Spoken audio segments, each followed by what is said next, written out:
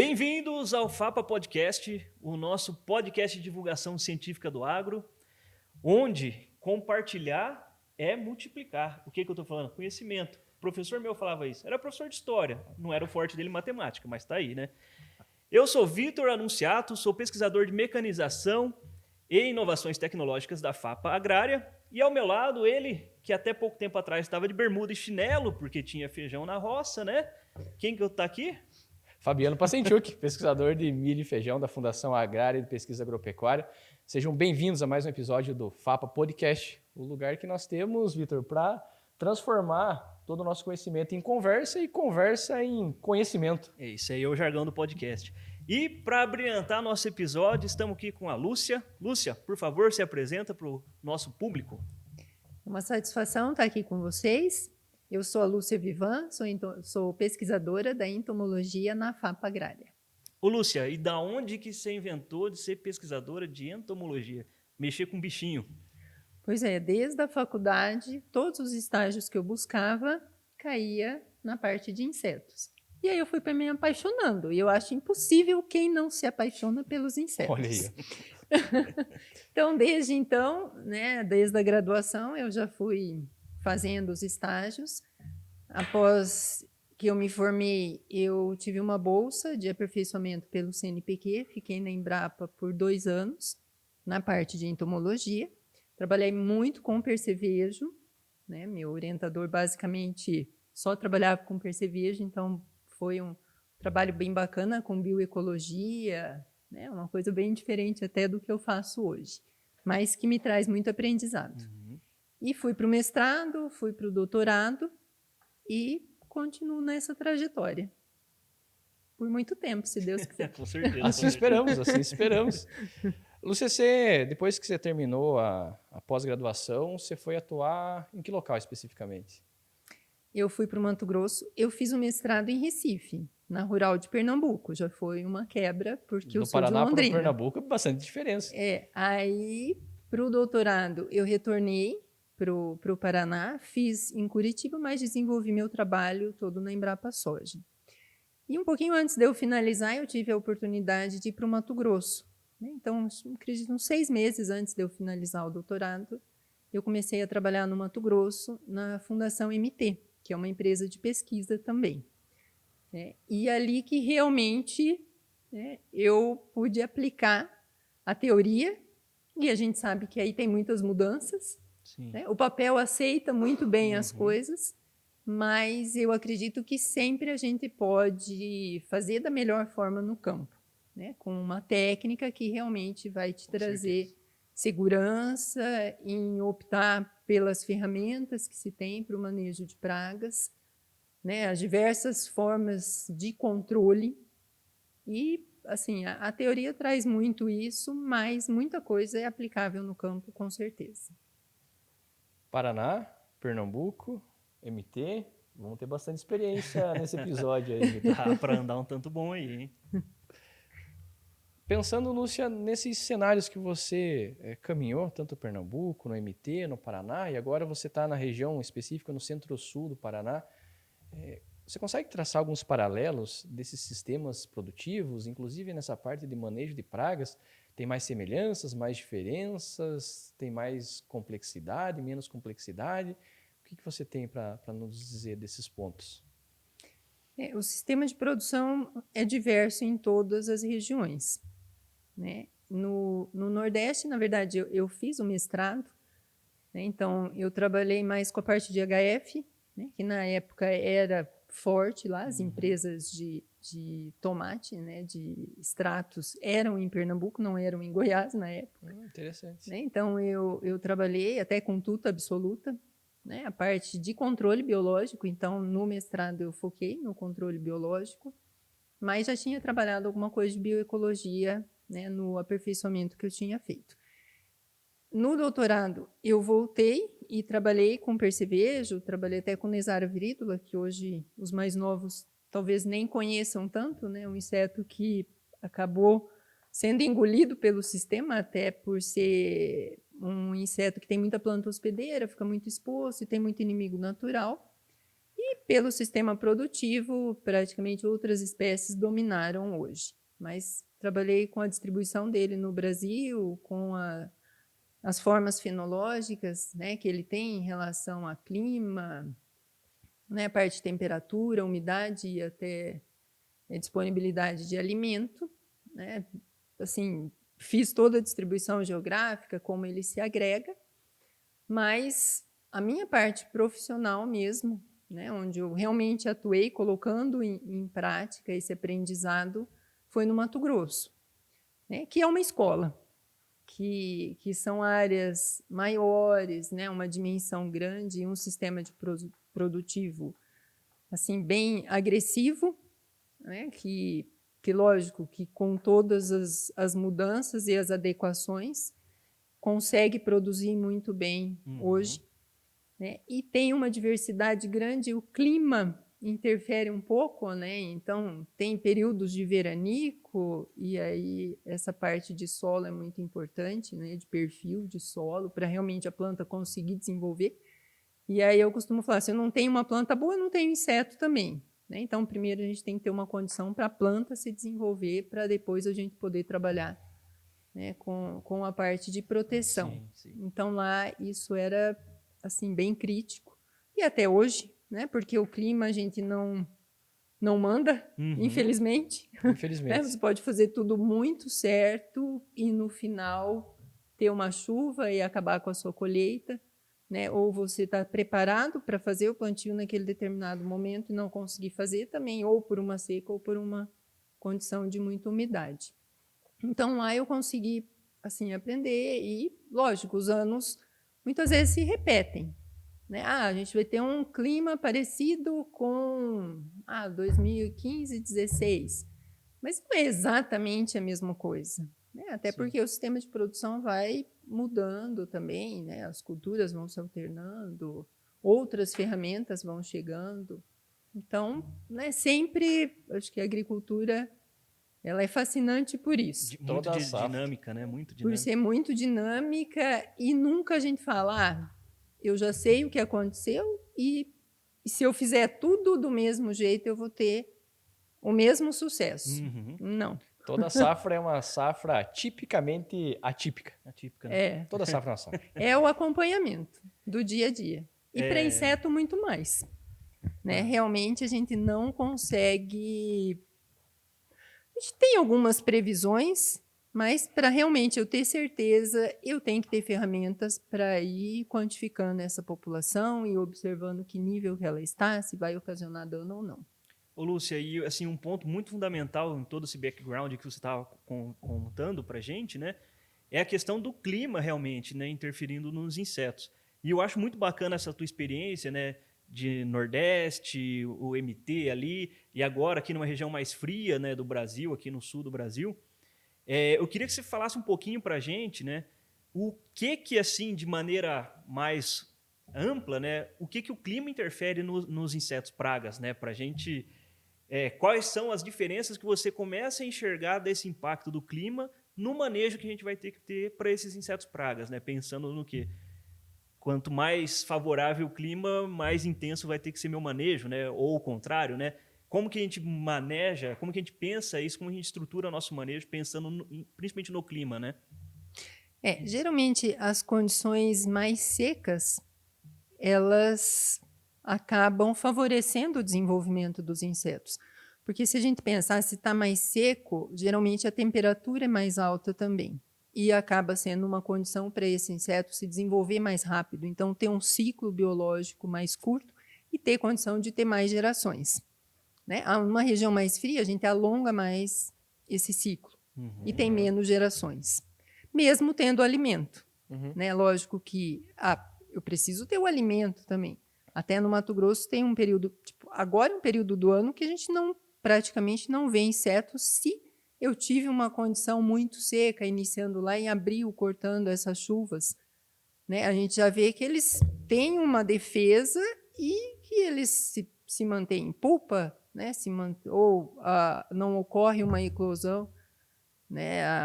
As ninfas não eclodem tão rapidamente, ou as lagartas, como numa condição mais propícia. E se eu tenho umidade, eu tenho planta. Né? Então, o inseto sabe isso também. Tanto é que lá nas primeiras chuvas a gente já começava a observar uma movimentação e pelas armadilhas de coleta a gente já observava que mudava isso. Era bem correlacionado com a chuva, então começava a Sim. chover, você começava a aparecer inseto na armadilha. Sim, lá eu relacionava muito com esse período mais seco ou mais úmido. Uhum. Em anos quando a chuva adiantava mais, a gente tinha uma população presente antes. Nos outros anos, ela vinha mais tardiamente. Isso era problema? Da mesma forma, né? Porque a partir do momento que ela começa a se desenvolver, ela vai atacar as plantas e o manejo tem que ser feito. Uhum. Mesmo porque se a gente tiver seco, a gente não vai ter a planta Claro. também. Claro. E aqui a gente está numa condição bem diferente. Sim. Né? Eu costumo dizer que costumei dizer aqui, né? Não dizia isso antes, que o frio realmente impacta nos insetos, porque planta a gente tem aqui. Claro. Né? Assim, é um sistema de produção que você não vê praticamente áreas sem cultivo, sem planta verde. Uhum. Né? Você não tem um período que fala, nossa, está tudo seco, nada germina. Aqui sempre germina. Né? Então, a gente tem uma planta daninha, que para mim é uma planta muitas vezes hospedeira para o inseto, que ele consegue se desenvolver, completar ciclo, ou é uma planta de abrigo, que aí ele vai se manter ali. Então, isso é um problema. Uhum. E aqui a gente tem condição para ter essas plantas. Sim. Algumas até toleram muito bem o frio, pelo que eu estou vendo. Né? Então, isso já é um entrave nessa região que poderia ter uma infestação contínua. Mas a gente está observando que realmente tem. Às vezes, não em níveis tão altos, mas ela está presente. Então, da mesma forma, tem que ter o mesmo cuidado aonde eu estou numa região muito mais hostil, né, em relação ao clima, que a gente tem períodos secos, que aumenta o ciclo do inseto, mas, da mesma forma, eu tenho um problema nas duas regiões e eu preciso ficar atento, eu preciso monitorar, eu tenho que ter ferramentas. Né? Da mesma forma, em nenhuma condição eu estou confortável, né, para falar, não, o inseto não é um problema. Sempre Ele de pode olho. ser um problema. Então, centro-oeste, quem segura o inseto ali na entre-safra é realmente umidade, né? Sim. E aqui pra gente o frio dá uma travadinha, mas também ele tá lá, não dá para bobear. Sim, ele está. Isso a gente tem visto, tem observado. Né? A gente tem o monitoramento da parte de cigarrinhas, que seria um problema para o milho. A gente tem um monitoramento para a Spodoptera frugiperda, que hoje, né, é uma praga assim, que é considerada das mais importantes, porque é um inseto que tem muita planta hospedeira e que se adapta muito bem a diferentes condições. Né? Então, a gente observa ela em diferentes plantas, né, inclusive plantas daninhas, ela consegue se alimentar e sobreviver. E esse monitoramento mostra que essa população está presente. Num nível menor, mas presente. Então, tendo uma planta que é mais sensível ao ataque do inseto, com certeza a gente vai ter problema. E é um inseto, assim, que é o que se tem registro que mais burla as ferramentas de controle, né? Tanto para suscetibilidade a inseticidas, como também as biotecnologias. A natureza, que já é um problema em ela algumas foi regiões. Para burlar todas as tecnologias. A natureza ela sempre está preparada para nos vencer. Né? Sim. A gente acha que pode vencer, né? Mas... Pode demorar um pouco mais, mas ela vai nos vencer. Né? Lúcia, nós conversamos bastante sobre clima e ficou muito claro aqui que tanto o centro-oeste quanto o centro-sul do Brasil, o centro-sul aqui do Paraná, inclusive, tem suas particularidades. Não tem mais fácil, mais difícil, mas tem as suas particularidades. Nós olhamos e focamos no clima. Pensando em cultura, no nosso entendimento, também tem algumas diferenças. No centro-oeste, é muito um binômio de entrar soja, depois com milho segunda safra. Tem muita inserção de algodão, que nós não temos aqui. Mas pensando nesse binômio de soja pós-milho, aqui já é um pouco diferente, porque, afinal, aqui nós temos soja e milho na mesma época do ano, né, coexistindo essas culturas. É o que nós chamamos de milho-verão. É um milho que tem um alto teto produtivo. Por outro lado, desafia bastante na forma de produzir. E quando nós pensamos em pragas, a gente imagina que as pragas da cultura do milho, elas realmente impactam bastante em produtividade, né? Talvez isso seja assunto, Vitor, para vários episódios. Com certeza. Para conversar sobre isso, né? Mas se nós formos seguindo por uma cronologia, pensando nas próprias pragas iniciais, pragas de estabelecimento da cultura, quais seriam as pragas mais importantes para essa cultura em específico? Do milho, pensando no início, na implantação da cultura. O que te mais te dá dor de cabeça? O que mais te desafia? O que você vê que o produtor sofre mais? Um desafio grande é a praga de solo, né? Porque você não está vendo ela ali, é difícil para você quantificar, né? Você não tem uma noção, aquilo está mesmo acontecendo um problema e talvez você vai ver o reflexo daquilo e não consegue, né, atuar no momento correto. Então, nessa região, a gente tem um problema da diabrótica, né, da larva alfinete, ocasionando um problema em raiz.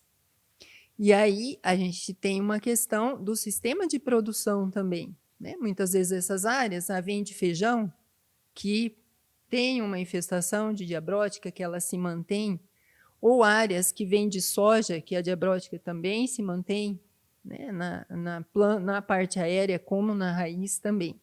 Então, o primeiro ponto é esse. A gente já tem milho com biotecnologia para essa praga, né? Mas, realmente, isso é eficiente? Ou esse híbrido realmente é o que eu preciso para ter as altas produtividades? Né? Então, muitas vezes, a gente não consegue casar as duas coisas. Então, o tratamento de semente é muito importante nesse momento, né, visando essa praga. A parte do tratamento de semente também para percevejo barriga verde, né, de Cerus melacanthus. Aqui, menos do que em outras regiões, né, até se a gente pensar dentro do Paraná mesmo, tem regiões muito mais problemáticas para esse inseto. Mas ele está presente. Né? E é um inseto também, é o único inseto que eu digo, não precisa monitorar. Né? Você viu, você tem um histórico e tem a presença dele, você vai trabalhar com o tratamento de semente e 5 a 7 dias após esse plantio, você vai fazer uma aplicação foliar e 10 dias ou 12 dias após essa primeira aplicação, você vai repetir uma outra aplicação. Né? Pelo fato, como ele causa esse dano? Né? Ele vai se alimentar ali da base apical da planta e você vai ver o dano quando essa folha expandir. Então, depois que você vê o dano, você constata se você trabalhou certo ou não. Mas não tem mais como não é reversível, você, né, proteger essa planta. E se eu tenho uma infestação muito alta... Então, logo no início, eu não consigo ver nenhuma sintomatologia. Emergiu, eu não consigo ver. Não, porque ele vai estar sugando a folha que ainda está enroladinha. Ele pega mais debaixo do solo mesmo ou ela bem na tem superfície bem do na superfície, solo. ela saindo ali, né? Tanto é que quando ele está se alimentando, quando ele está de ponta cabeça. Olha só. Curioso. Ele fica de né, virado a cabeça para o solo, aí indica que realmente ele está se alimentando. Então, ele pega bem na base da planta e é aquela recém-emergida. Lógico, com o tempo a planta se desenvolvendo, né? Até a gente fala, a partir que o como atinge 1,5 centímetro, ele já não causa mais dano, já não consegue mais atingir, né, essa folha que ainda está no meristema. Mas até isso tem, né, um caminho e ele pode causar um problema, dependendo do quanto que eu tenho de infestação.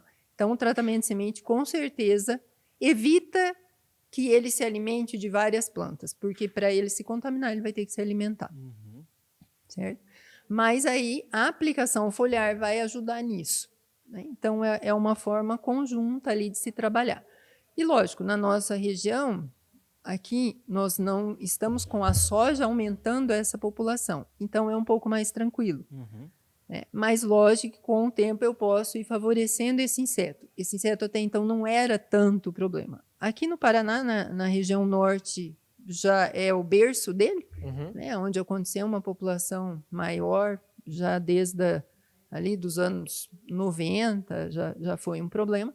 No Mato Grosso, acredito que há 5 safras ele vem com mais poder, até mais poder do que o percevejo marrom, pensando em milho, e ele se desenvolve muito bem na soja. né? Então, para essas regiões onde, né, o produtor daqui da região, que planta em outra região, que tem o sistema de produção soja e milho na sequência, ele tem que se preocupar bastante com esse inseto, né? Porque a gente está vendo que ao longo do tempo ele está se favorecendo.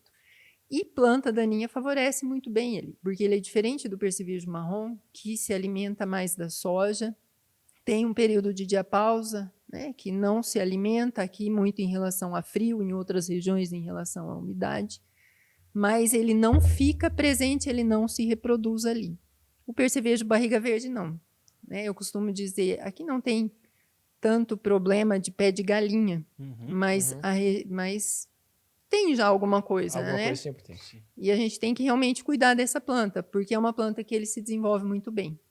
Então, a gente contra ninfa, né? Às vezes eu tenho até dúvida, parece que ele não vai sair do planta ao pé de galinha para ir para o milho, né? Porque ele se desenvolve muito bem. Então, aí a gente vê, né? Eu não posso cuidar só da minha lavoura, que é o que vai me render.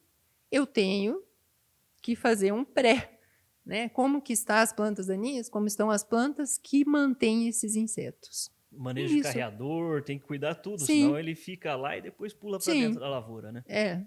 Ô, Lúcia, e o TS para larva alfinete e barriga verde é o mesmo, ou eu tenho que preparar um TS diferente para cada um? Ou se eu tenho as duas pragas, eu tenho que caprichar ainda mais no TS? Como que a gente pensa nesse manejo aí?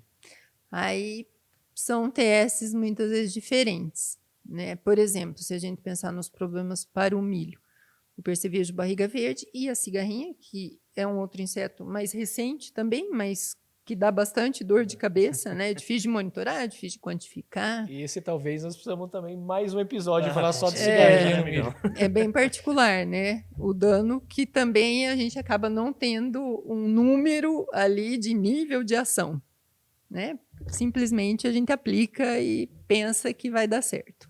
São muito semelhantes, né, para esses dois insetos, até por serem sugadores, então os neonicotinoides, né, têm um bom controle. Para a larva alfinete já tem uma dúvida maior, até se tem o desenvolvimento grande, até em busca de tratamentos que sejam mais eficazes para a larva alfinete, né? E geralmente a gente coloca um para mastigador também, né? Porque você pode ter bem no início uma infestação com a lagarta, né? Com a Spodoptera frugiperda, e o tratamento de semente pode te dar aí um fôlego a mais, em vez de ter que fazer essas aplicações iniciais, né? Então, geralmente, um produto para mastigador também se coloca nesses tratamentos. E inicial ali, quando a gente entra aéreo, com a aplicação aérea, quantos dias a gente está falando após a semeadura, ou em que estágio do milho ali que a gente pensa nessa primeira aplicação já? Então, para o percevejo barriga verde, muito próximo, né? E a gente vê muito erro assim, às vezes a pessoa fala, mas eu apliquei 10 dias após o plantio. Muitas vezes você já pode ter um dano ali, né? E o tratamento de semente talvez não foi suficiente, porque ele se alimentou, e se eu tenho uma população muito alta, mais indivíduos vão se alimentar de mais plantas, né? Então, por isso que o manejo pré é importante também. Para a cigarrinha, a gente já, né, tem uma ferramenta que são as armadilhas, né, de cola, as armadilhas amarelas, onde a gente consegue monitorar essa população e entender, né, tem um nível alto, eu tenho 10, eu tenho 20, eu tenho 30. Só que ele é um inseto vetor. Então, inseto vetor, se eu tiver 2 infectivas, é pior do que eu ter 20 sadias, que vão me causar um problema de dano, não um problema de transmissão dos molicutes, né? Porque daí, para os molicutes, eu não tenho nenhum tratamento. Então, eu tenho que controlar o vetor. E é fácil o produtor chegar no campo e olhar se aquela cigarrinha está infectada ou não? Infelizmente, ela não muda a cor, não muda a cor do olho, não anda diferente, né? Não tem como a gente saber. Então, lógico, tem como você coletar e mandar para fazer uma análise de DNA. Nossa, ainda é mais complexo. Mais complexo. E aí, todas estão? Se todas estão, tudo bem se eu coletar uma. Mas e se 10% da minha população está? Né? Como que eu pego isso? Então, a gente já toma que não. vamos pensar no pior cenário, que todas estão, e vamos proteger a planta. Porque nós não temos como fazer isso depois que você viu, até porque você vai ver o sintoma que ela causou lá no reprodutivo. E eu, como produtor, como que... Eu já venho na minha cabeça, assim, pensando como que ela se infecta. Porque, assim, já que é para ter cigarrinho, eu quero sem molicutes aí no meio. Mas como que ela... Da onde que vem isso aí? Por que ela tem isso? De plantas que estão infectivas também. Né? Então, ela se alimenta de uma planta que está infectada, ela adquire. Tem um período, né? Tanto é que até a gente tem um período ali do milho que tem um controle maior, que se ela estiver infectiva vai causar problema.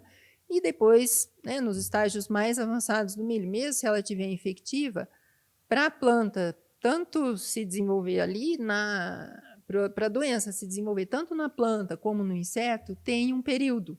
Tem uma diferença entre o enfesamento pálido e o enfesamento vermelho, mas vamos tomar aí 20 a 30 dias, né, para a gente ter realmente um inseto que vá transmitir para outra planta. E da mesma coisa, quando um inseto infectado se alimentar, né, de uma planta para adquirir, ela demora também esse tempo. E para a planta se desenvolver também. Então, por isso que a gente fala, até V8, antes era até V6, hoje a gente já está falando até o estágio V8. Né? Se você tem que proteger muito bem, porque você ainda tem um tempo para essa doença se desenvolver e afetar a parte reprodutiva. Talvez não aquela planta que vai secar, mas aquela planta que começa a ter folhas, né, que vão perdendo a área fotossintética, que vai faltando, talvez, nutriente quando a espiga mais precisa. Né? Então, você pode ter um impacto, mas principalmente no início. Né? Se ela infecta uma planta em V2, com 20 a 30 dias, né? Lógico que a gente tem uma média nisso. Eu vou estar em quê? Em V5? Em V5 a minha planta ainda tem que se desenvolver muito. Então, se realmente a gente começar a ter interferência no nutriente, né? Porque o molicutes vai atacar o floema. Então, não vou levar nutriente para a planta. Tanto é que ela começa a secar de cima para baixo, né? No processo normal, ela secaria de baixo para cima, na maturação.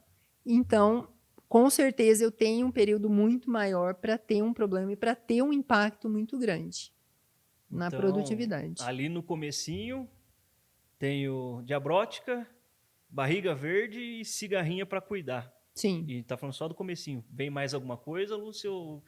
Já tá bom por aí já? Então, para a Espodóptera frugiperda, a gente tem o auxílio da biotecnologia. Né? Tem vários eventos de milho, alguns já quebrados. Né? O Herculex durou muito pouco, né? Era uma proteína não de alta dose, né? Então a gente teve uma perda assim bem drástica até e muito rápida para essa biotecnologia.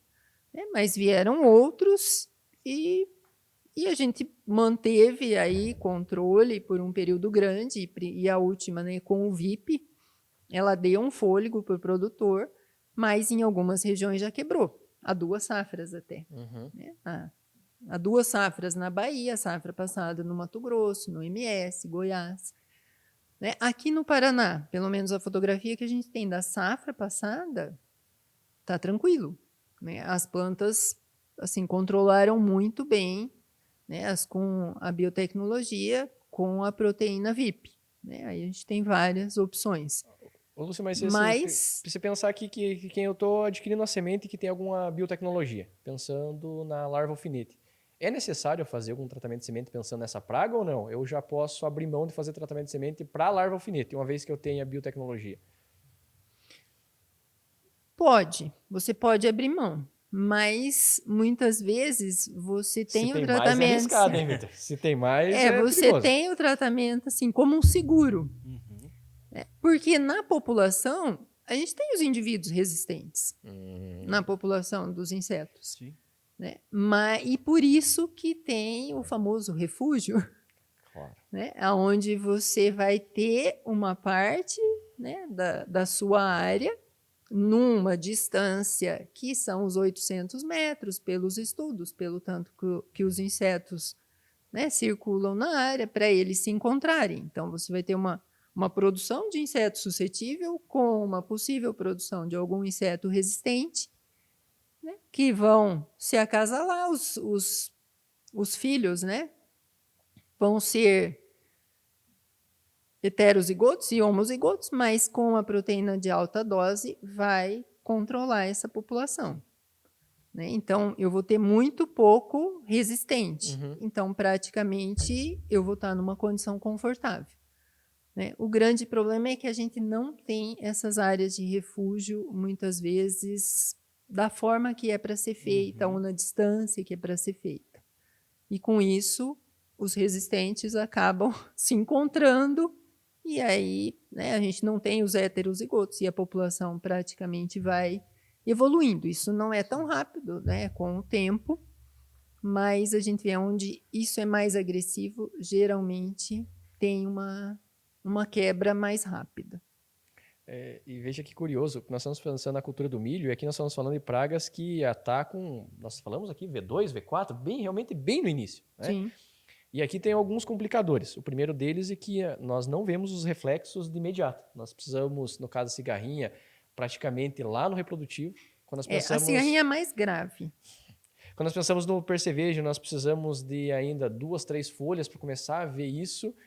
E somado a isso, nós temos uma cultura do milho que ele tem algumas particularidades. A primeira delas que define potencial produtivo muito cedo. Uhum. Como Por que isso que proteção inicial, né? Como que o milho define potencial produtivo? Nós podemos, simplificando, o número de plantas por hectare.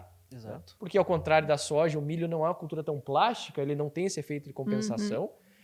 Posteriormente, nós temos a definição do tamanho de espigas, né? Com o número de fileiras, o número de grãos por fileiras, para que lá na frente, no reprodutivo, quando nós for para o terceiro componente de rendimento, que é massa de grãos, que é de fato onde a produtividade é confirmada, talvez já não tenha mais tempo de nós ter nenhuma gerência sobre, porque as decisões que nós foi tomada. deixamos de tomar lá no V2, V4, ele vai influenciar diretamente lá no final. Então, veja, realmente nós estamos aqui em pragas iniciais, não falamos nada do milho lá em V12, não falamos nada de pragas de espigas, e aqui nós já comprometemos boa parte da produtividade da cultura. Então, de fato, se nós omitirmos ou não tivermos segurança nas decisões técnicas que nós tomarmos no início, na implantação, inclusive talvez antes da implantação, porque o TS nós tomamos a decisão antes de implantar. Atrás, né? Sim. Quanto tempo antes que nós começamos a tomar essas decisões, né? Então, é realmente bastante complexo, não é? Sim, exato.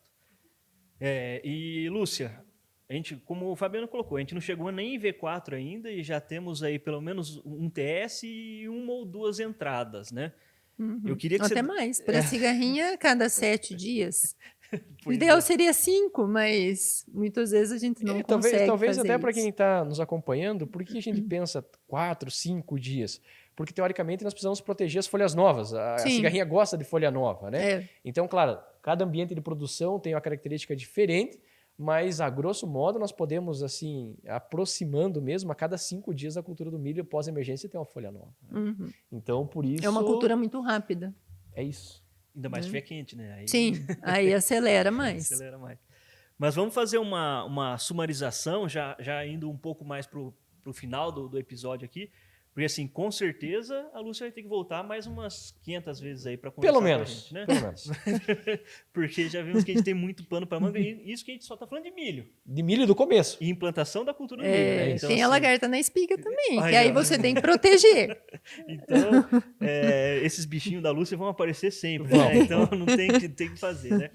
Mas vamos fazer uma sumarização, Lúcia, do que a gente tem que cuidar e, assim, os principais ativos que a gente usa, também acho que é legal, né, para o nosso produtor estar por dentro disso, né, do que ele deve estar. Óbvio que sempre ele vai consultar o agrônomo, ele vai estar em conversa com a equipe técnica, né, e a equipe de pesquisa, mas é interessante, né, a gente ter mais ou menos uma base ali para que a gente comece bem o milho. Então, garantir todos aqueles componentes de produção que o Fabiano expôs para a gente aqui. Como que ficaria esse comecinho, então, para a gente, Lúcia? A gente tem essa informação do monitoramento, né? E acho que acredito que nós estamos, né, evoluindo nisso e hoje tem ferramentas, então já é um indicativo.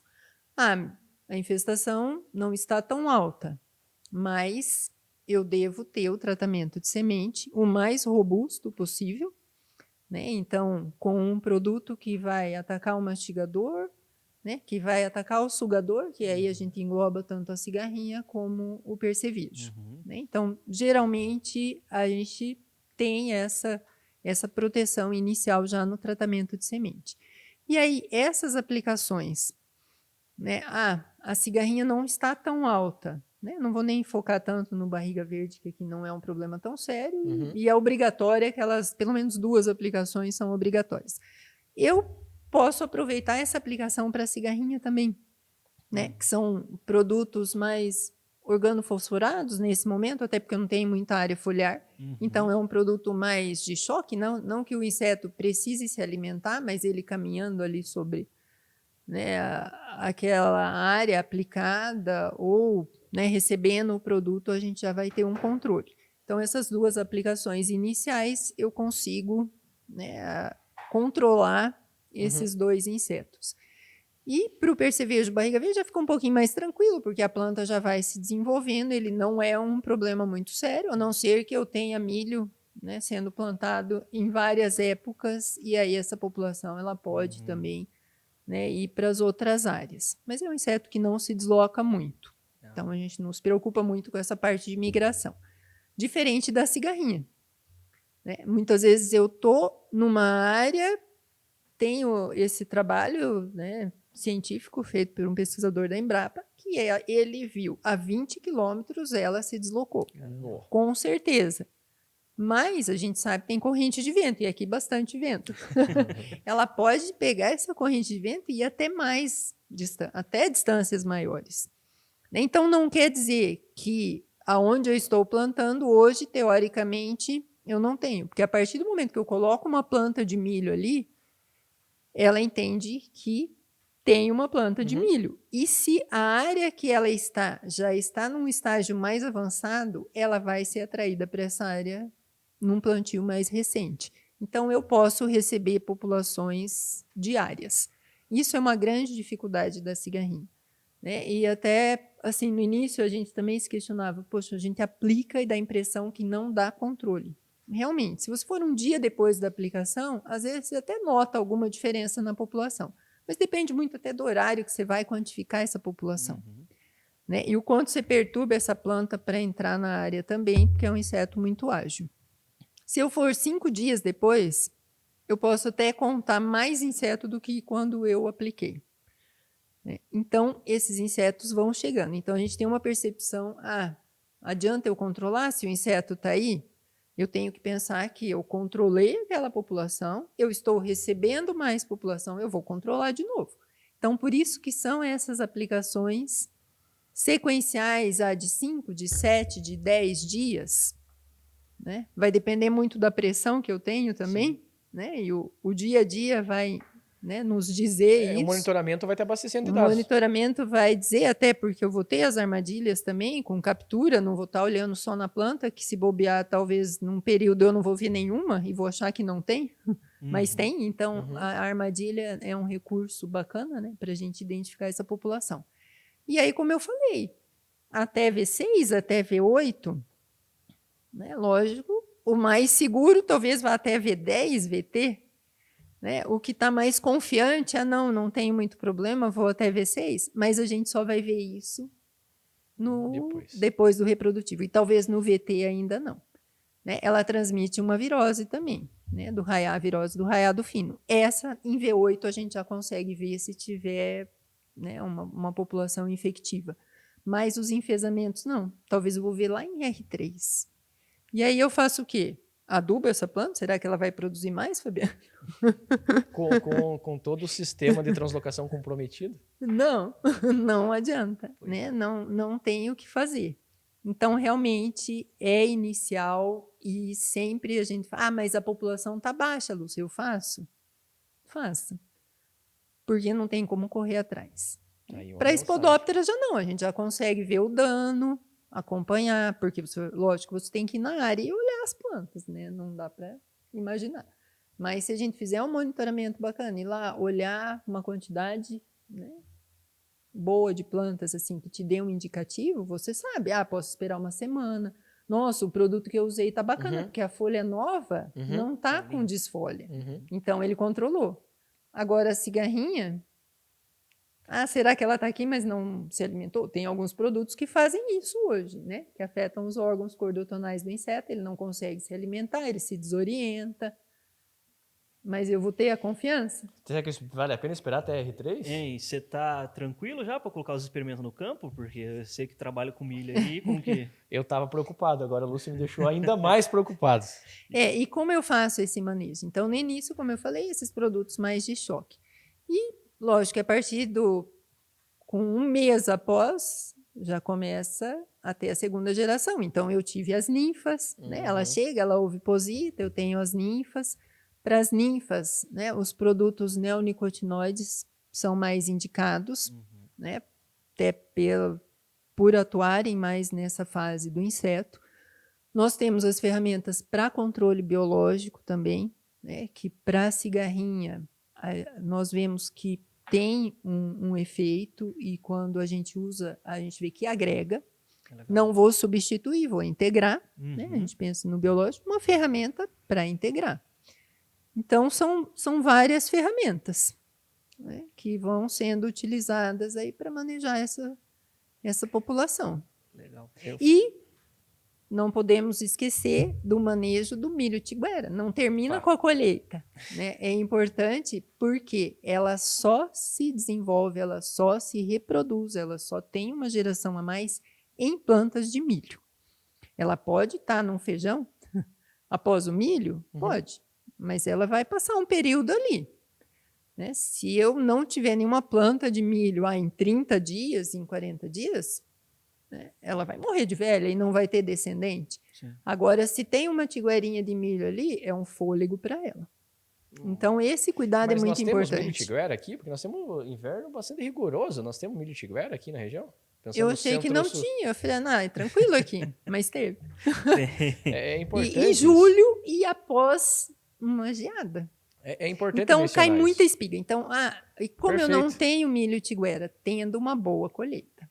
Perfeito. É isso. Veja quanto que a palavra aqui é interação de fatores. É sempre. É o cuidado contínuo. Porque colheita nós estamos falando de mecanização, tiguera nós estamos falando de plantas daninhas, nós estamos falando de escolha de materiais, de genótipos, nós estamos falando de escolha de produtos. Outro fator, né? E cigarrinha é um complexo, né? Que entra... não temos a biotecnologia, mas temos tolerâncias de diferentes híbridos. Mas essa tolerância, ela não é 100% para a vida toda, porque dependendo da pressão, eu posso perder essa tolerância também. Nós vamos ter que achar um espaço na disputada agenda da Lúcia para vir conversar sobre cigarrinha. Somente cigarrinha, com certeza. Bom, indo para o final, Lúcia, quer deixar algum recado final? Acho que estamos conversados e já vamos acertar o próximo episódio de cigarrinha, que eu acho que esse é um dos fundamentais aí para a gente colocar na nossa playlist aí. Esse vai estar. E acho que o produtor, assim, ele ter esse cuidado que uma infestação baixa não é sinônimo de tranquilidade e de sucesso.